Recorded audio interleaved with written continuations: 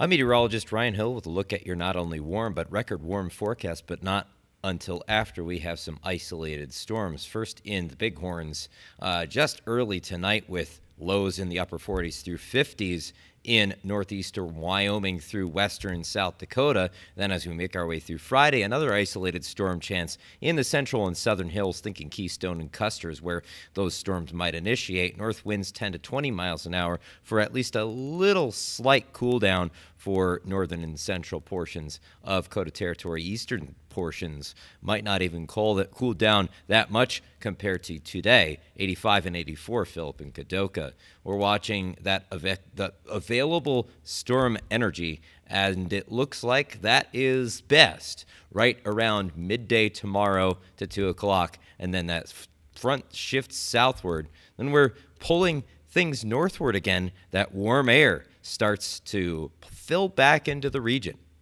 Watching our hour-by-hour forecast, we have things all quiet except for some scattered clouds overnight. Those storms just grazing the Sheridan area off the hills there, the Bighorns. But then the central and southern hills fire up 2 to 3 p.m. with some isolated storms that could be on the strong side. You could get at least up to a half inch, 3/4 of an inch out of that before that just kind of dies out. We don't really have as much shear in the atmosphere to really separate the updraft and the downdraft, so that storm cuts off really fast on its own cold and dry downdraft. So after that, speaking of dry, we've got ourselves quite a clear stretch with a high-pressure ridge that continues to advertise itself as quite the weather maker as far as heat is concerned. As a matter of fact, we've got ourselves the possibility of 2 record highs. I'll talk about that in a bit. Plus, we're also tracking the continued development of a trough of low pressure that's going to swing by the region, giving us the best chance of some rain and thunderstorms Wednesday into Thursday, with even some isolated stuff Monday and Tuesday. We'll be keeping an eye on that. But record heat potential. Here's why we're adding another day to the mix. Because downtown, record high 91 on your Sunday. Enough forecasting at 92. We could tie or break that record now.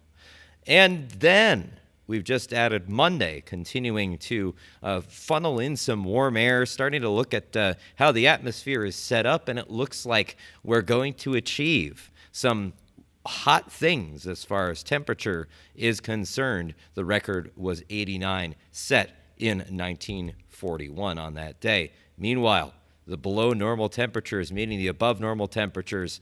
That's your clash of the air masses as we go into next week with your shot of above normal precipitation, which is a great drink for the flowers and plants and all the things out there. So something to enjoy while we think of how things kind of dry out, at least for a little bit. We do watch some isolated storm chances on Friday and Sunday for you in Sheridan as we warm up to 87, same temperature for you in Gillette under breezy conditions.